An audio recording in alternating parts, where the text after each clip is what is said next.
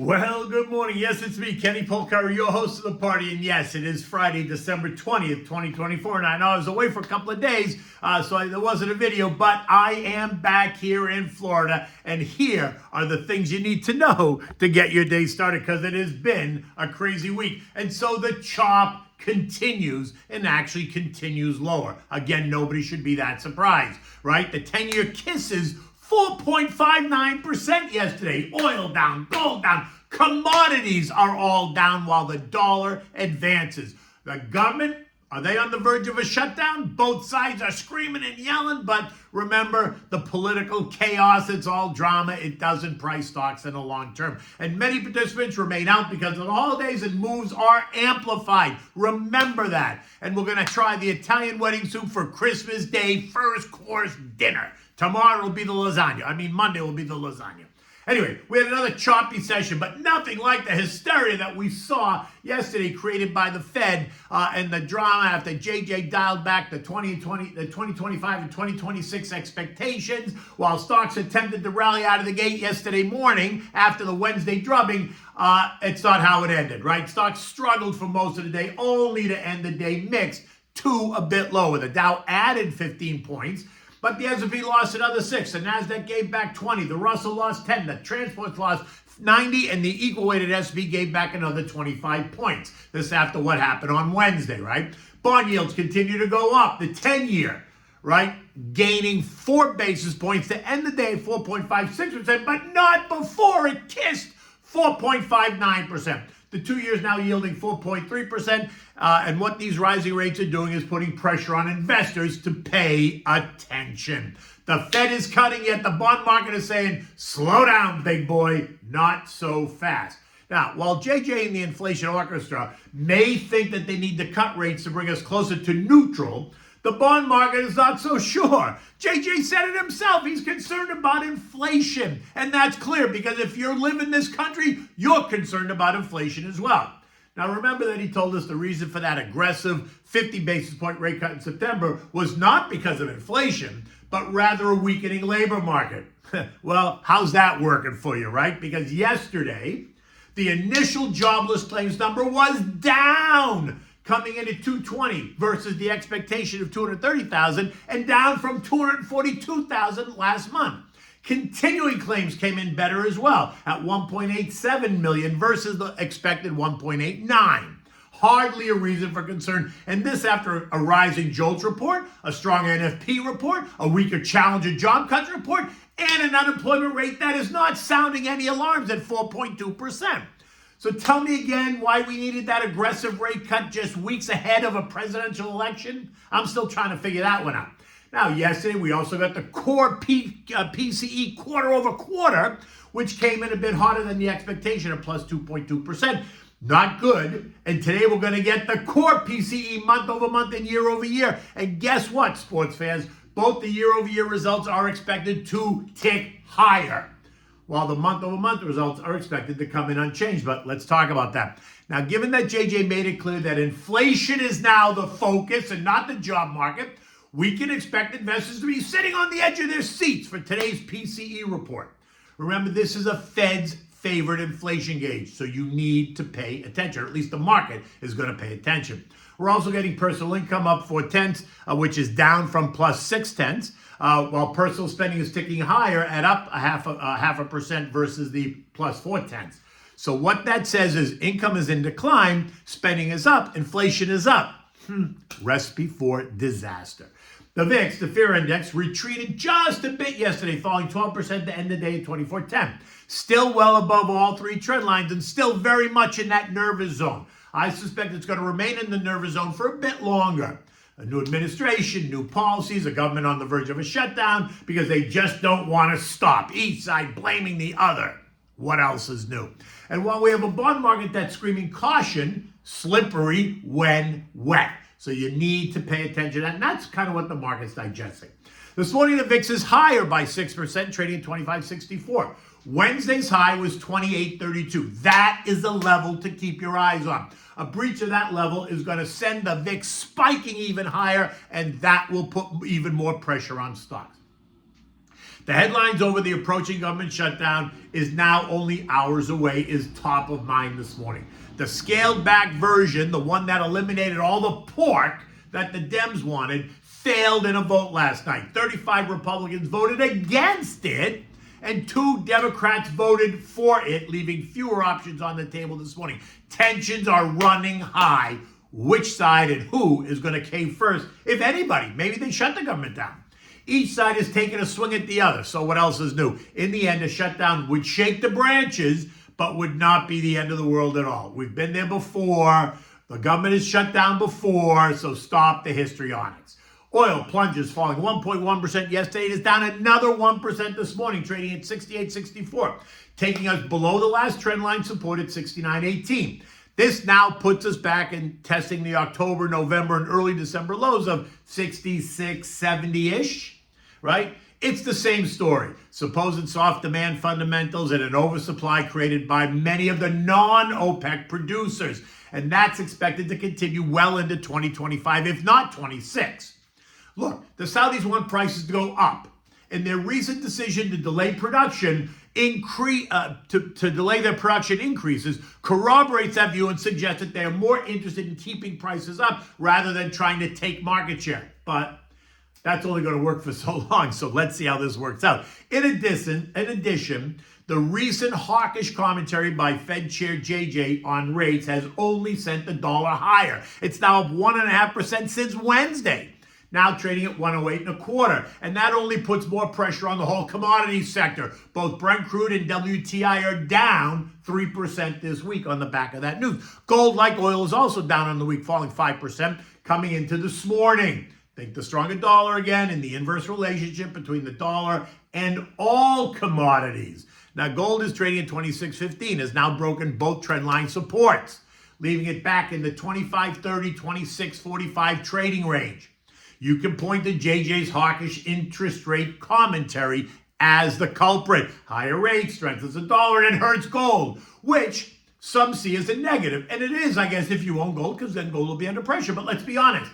It also puts pressure on the whole commodity sector, which in the end just might help tame inflation.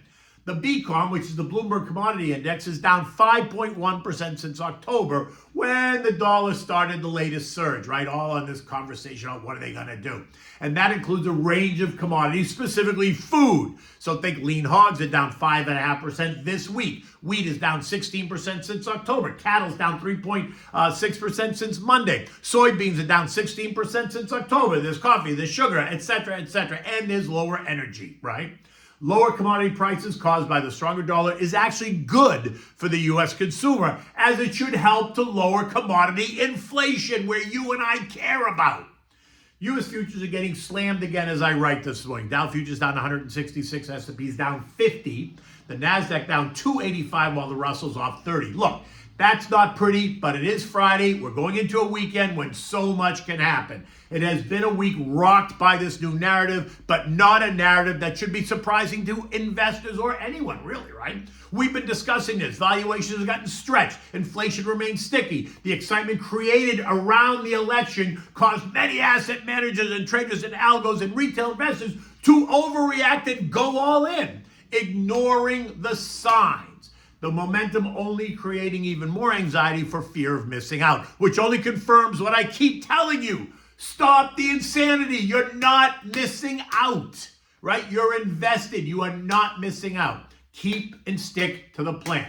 European markets are under a little bit of pressure this morning. Germany in the lead, down 1.5%, with Spain only down 0.7. Media is making a big deal out of the recent tariff threat by Trump on the EU that if they don't reduce the trade deficit and buy more oil and gas from the U.S., it's going to be a problem. Okay, you can go with that. But the EU can and will buy more.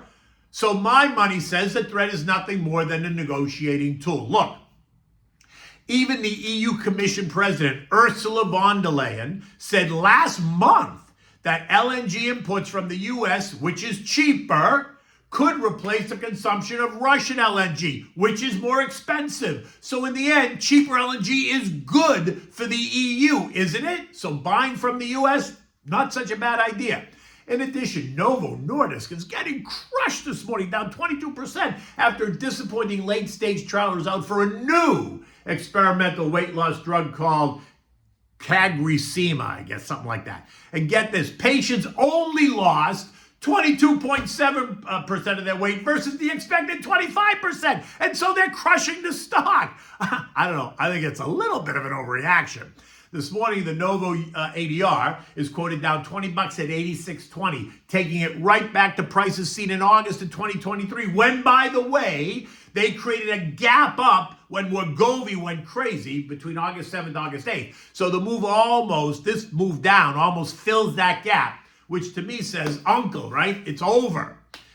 Over meaning, now's the time to buy it. S&P ended the day down 5 points, ended the day at 58.67. We're on the verge of filling the gap created on November 6th, which means we need to trade down to 57.60-ish to actually fill it. Today's PCE report, being top of mind, may just do that. My sense is it's going to come in even a bit hotter month over month and year over year. And if that happens and the VIX will surge, stocks will continue to fall, shaking the branches even more. Do not discount the drama in DC as well. Now it's a time to see who's in and who is out. Remember, when stocks go up, everyone's thrilled, patting themselves on the back. But the minute the market attempts to correct, the weak hand runs for the door, putting even more downside pressure on stocks. Remember my theory. When Bloomie's puts dresses on sale, you run in and you buy 3 of everything. Why not? You can't leave it on the shelf. When good stocks go on sale for no other reason than a cycle, many panic and hit the sell button.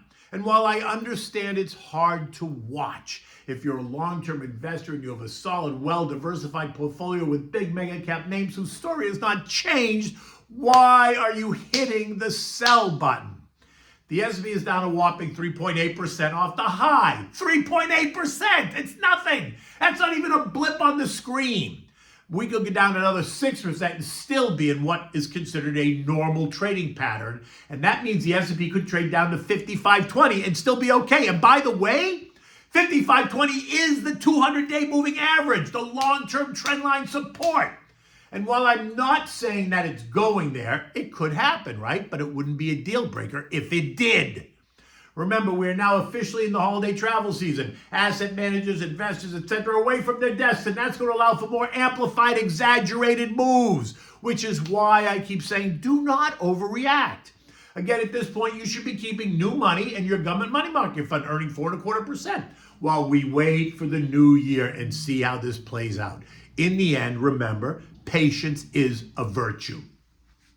Okay, so now we're coming into the Christmas season, and there's always, 10 courses on the Christmas table. And this is always a kind of a core dish, right? In an Italian household anyway. The Italian wedding soup is a first course for Christmas Day. And then, of course, you have the pasta, which is the lasagna, and then you might have meat, whatever. But you want to start with the basic chicken soup for the Italian wedding soup. And for this, you need the whole chicken. You need onions, carrots, celery, water, salt, and pepper. You want to rinse the chicken, remove the innards from the cavity, place it in the pot, fill it with water. Now add the chopped veggies, season it with salt and pepper, bring it to a boil. Once it boils, you're going to turn the heat to medium-low and then let it simmer for 1.5 hours or so. Turn the heat off, remove the meat, allow it to cool.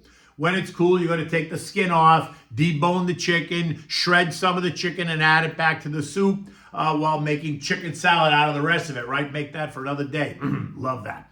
Now, place the pot back in the fridge, allow it to cool overnight. The fat from the chicken is going to rise to the top and form like a skin on the top of the soup.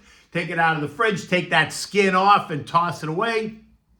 Reheat the soup, right? Put it on simmer and just reheat it. Now, make the meatballs for the soup. For this, you need, the meatballs are veal meatballs, right? They're not beef meatballs. So you need a pound of ground veal. You can use ground beef if you want, but the classic recipe calls for veal meatballs.